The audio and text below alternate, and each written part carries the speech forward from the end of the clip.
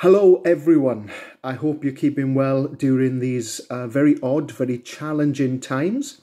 I think sometimes it's almost like the world is now almost a fantasy in the worst kind of sense. I think we wake up in the morning and we think, gosh, things can't get any more bizarre.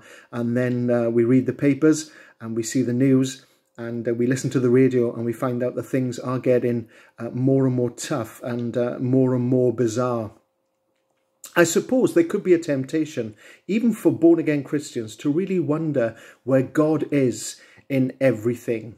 Just what God is up to at the moment. In the New Testament, there's two books that Paul wrote to the church in Corinth, and they were written really to correct a lot of false doctrine that was being taught in the Corinthian churches. There's a lot of chapters in those books, and Paul is, with a really good heart, saying, listen guys, your heart's in the right place, but you're making a lot of mistakes. One of the pieces in the book of Corinthians that Paul corrects the Corinthian church is in the area of public worship.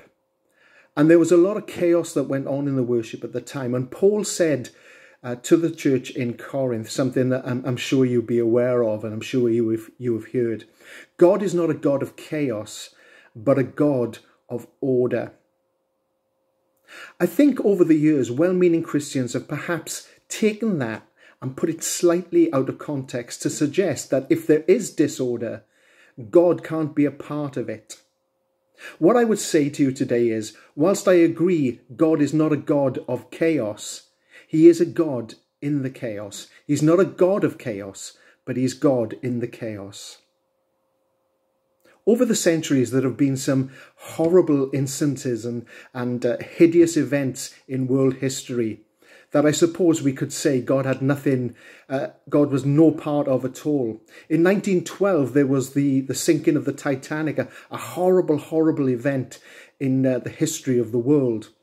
But you know, even during the time of the sinking of the Titanic, there are testimonies which can still be read of Christians who were praying and were praying to God and were delivered, and he answered the prayers in a most amazing way. Even the Aberfan tragedy of 1966, where all those school children in Wales were buried in a large coal slurry, a horrible event in Christian history.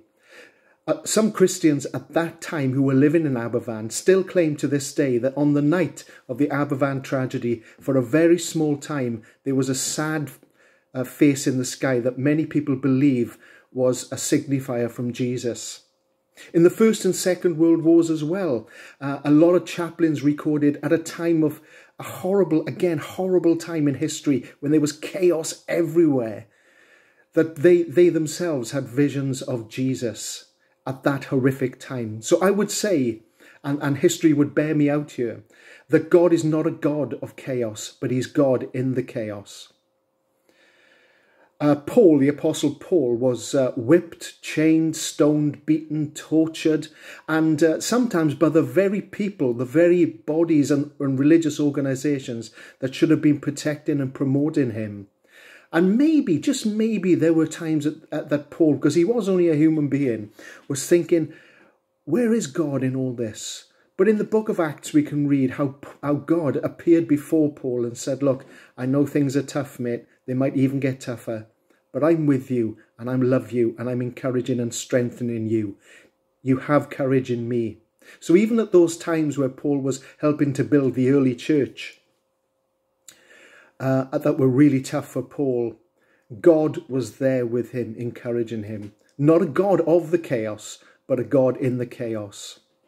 And I know from my own personal life, especially in my early years of faith, I went through some really hard times. And if somebody at that time would have said, God is God in this chaos, I'd have said, no way.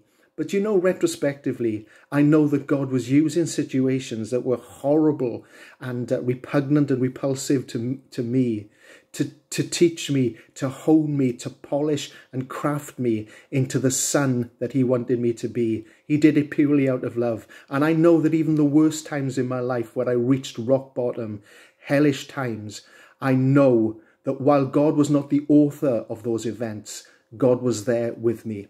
So let's just remember that today and for the rest of this week. No matter what's happening in the world, remember that God is not a God of chaos, but he is a God in the chaos. He is a God in the chaos. Let's remember that.